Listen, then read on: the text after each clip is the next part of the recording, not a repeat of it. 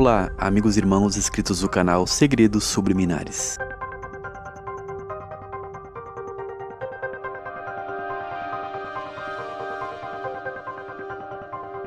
Neste vídeo eu vou trazer uma leitura desta cabala egípcia. O objetivo desse estudo do Antigo Egito é ir fazer uma leitura da gnose e do esoterismo da atualidade e não apenas citar aleatoriamente a cultura egípcia sem um contexto para os dias atuais. Vou falar então dessa simbologia cabalística e da numerologia que vai do 1 ao 10, assim como das 10 primeiras cartas do tarô que estão relacionadas à cabala, que é também um assunto que me pediram, mas somente agora eu vou estar trazendo como uma introdução a este assunto. Este arquetipo da árvore está presente em tudo, até mesmo na construção da Non. E se você não entende, certamente não vai entender nada do que está acontecendo na atualidade. No vídeo anterior eu citei o sistema binário, que corresponde a algo entre o 0 e o 1. E nesse sistema binário está presente toda a numerologia. E devemos prestar atenção que o 10, quando somado, dá 1. Então, o 10 e o 1 simbolicamente simbolizam céu e inferno, começo e fim. Vejamos uma relação para isso naquele jogo chamado de amarelinha. A origem dessa brincadeira acredita-se que teria sido inventada pelos romanos, já que há gravuras que mostram crianças brincando de amarelinha nos pavilhões de mármores nas vias da Roma antiga. E o significado dessa simbologia é que o percurso simbolizava a passagem do homem pela vida, começo e fim, céu e inferno. O jogo apresenta que existe um começo, que no caso é a casa número 1, cujo objetivo é chegar ao fim, na casa número 10. Então a casa número 1 poderia representar a Terra, e a casa número 10 poderia representar o céu. E nós notaremos que esse sistema se faz presente no sistema cabalístico que vamos estudar nesse vídeo. Compare que é o mesmo caminho apresentado na árvore, que vai do 1 ao 10. Como já falei em outro vídeo, essa numerologia resume o sistema iniciático de todas as sociedades secretas. Dentro da árvore, o céu é o número 1, representado pela carta do tarô, o mago. Portanto, toda pessoa que se inicia em qualquer ordem percorre este caminho do mago, pois o seu objetivo é se iniciar na magia e nos mistérios. E se na numerologia o 10 vale 1 e o 1 vale 10, significa que ele representa começo e fim e começo, pois segundo aquela lei matemática, a ordem dos fatores não altera o produto. A essência é a mesma. Por isso, o 0 e o 1 representam este ciclo de Ouroboros, a serpente que engole a si mesma. Este ciclo pode ser representado também pelo espiral. Dentro do sistema iniciático existe o espiral de descida e de subida, que nada mais é que a escada que eu mencionei para se descer a Malkuth e subir para Keter. Dante Alighieri usou esse sistema como já estudamos aqui, que é o espiral de 9 círculos de descida ao inferno e depois de subida ao céu. O espiral simbolicamente representa o 6 e o 9. Bom, a árvore simbolicamente também representa planetas, e a Terra representaria Malkuth, o inferno da humanidade. E é nessa esfera que há o espiral de descida ao inferno. No sistema iniciático ninguém pode subir ao céu sem descer ao inferno. Então, todos os sistemas iniciáticos levará o iniciado ao inferno, seja ele literal ou figurado. Eu já falei que a palavra concha simboliza as Qliphots, relativas à palavra Sheol, ou Shell, concha, que na língua inglesa é Hell, o inferno. E o iniciado é levado ao inferno descendo este espiral em busca da pedra filosofal.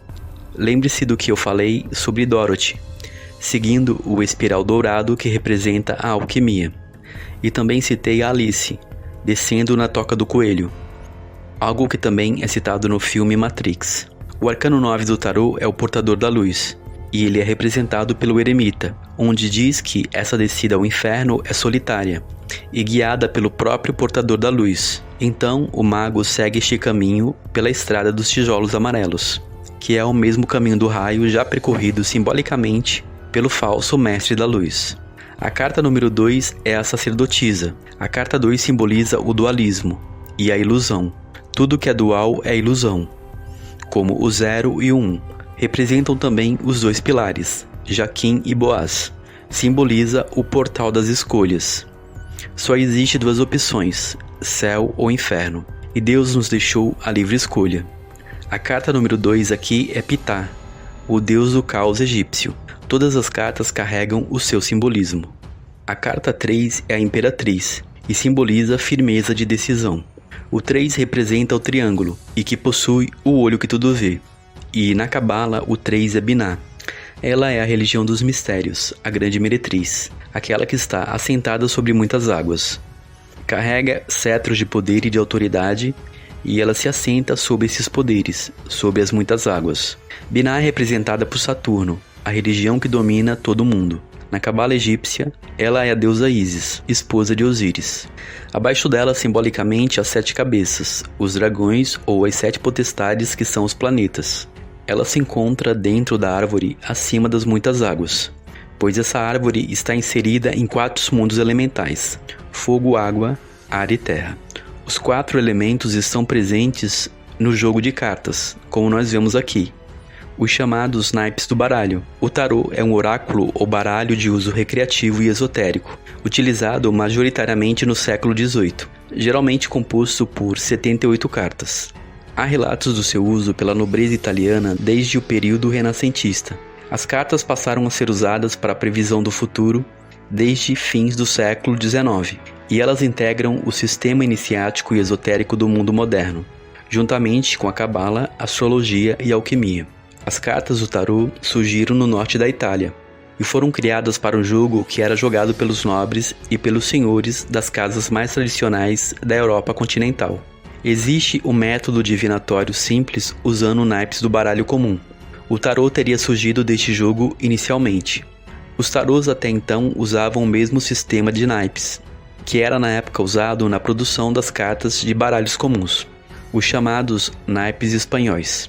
Em 1470, os fabricantes de cartas franceses desenvolveram o chamado sistema francês, que são os símbolos usados nas cartas de baralhos atuais. O uso divinatório do tarô veio de um ocultista francês chamado Eitela, que atuou como vidente e cartomante logo depois da Revolução Francesa. Eitela desenhou o primeiro baralho esotérico adicionando atributos astronômicos e motivos egípcios nas várias cartas. Elementos alterados do tarô de Marsella, incluindo textos com significados divinatórios escritos nas cartas. Mais tarde, Mademoiselle Mary-Anne Lenormand popularizou a divinação durante o reinado de Napoleão I, pela influência que exercia sobre Josefina de Beauharnais, primeira esposa do monarca. O tarô é um conjunto de 78 cartas, cujo coringa, na verdade, representa o número 0. Ele é a carta do louco.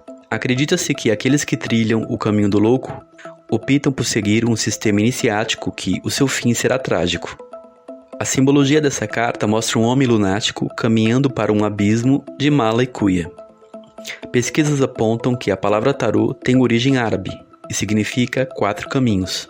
Talvez isso explique a simbologia do número 4, apresentado nos 4 elementos dos naipes. O 4 é o imperador, que simboliza o domínio sobre os 4 planos elementais.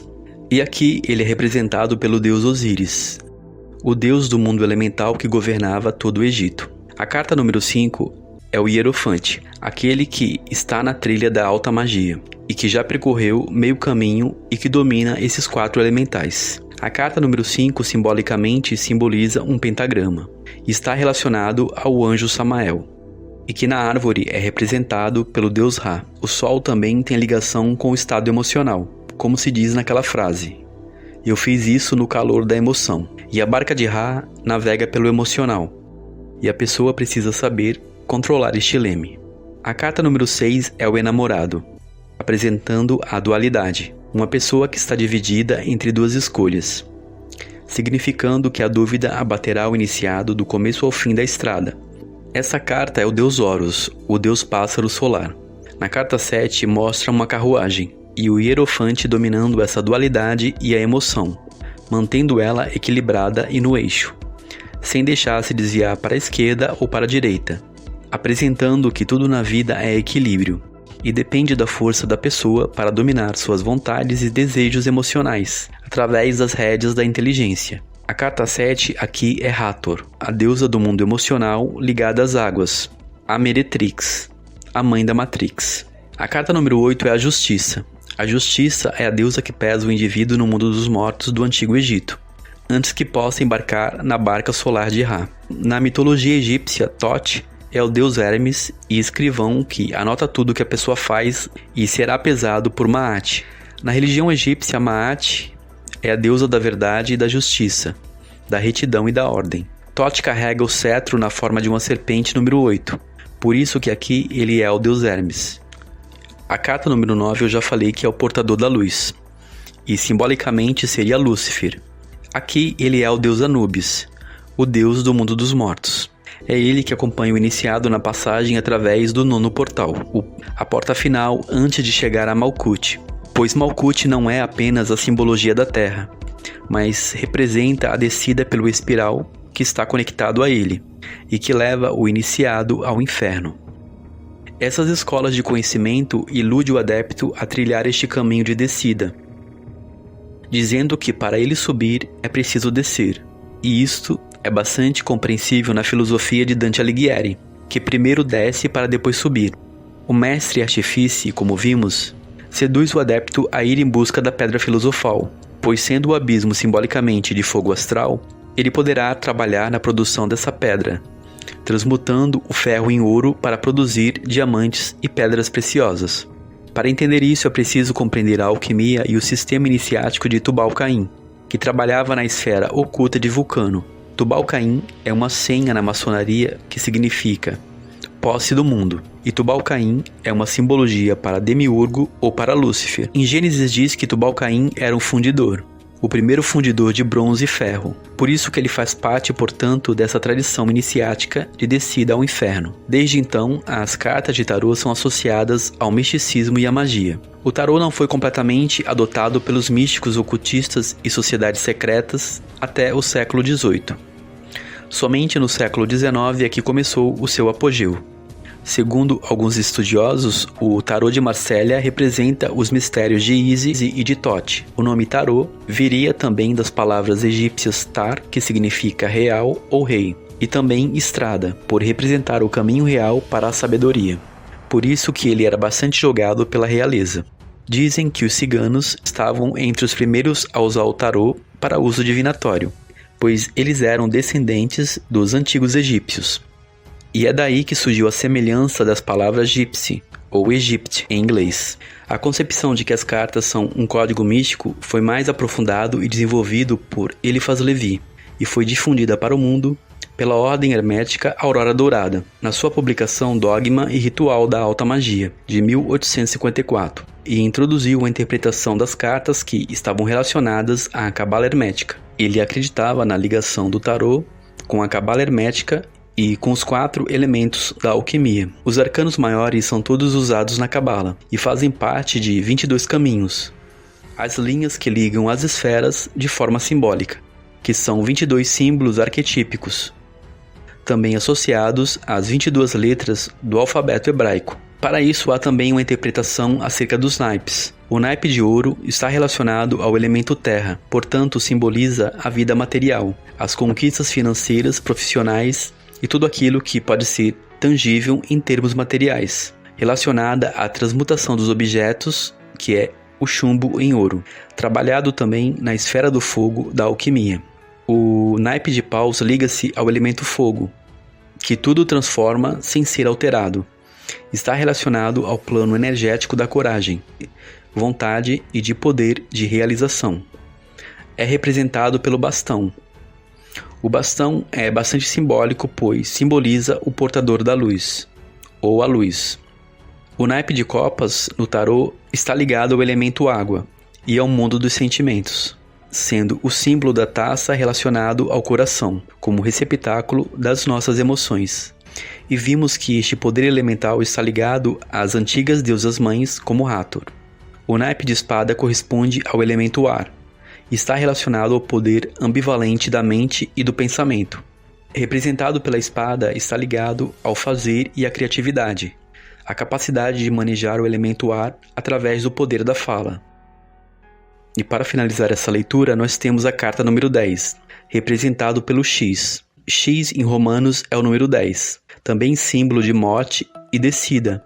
Por isso, o 10 é o fim e o começo, tanto para cima quanto para baixo. O 10 aqui é a roda da fortuna. Nele está contido o número 101, que é a ilusão e o dualismo, o ciclo da ilusão de Maia, Ouroboros. seduzindo e enganando a humanidade, fazendo correr atrás do vento. O que adianta o homem ganhar o mundo inteiro se ele perder a sua alma?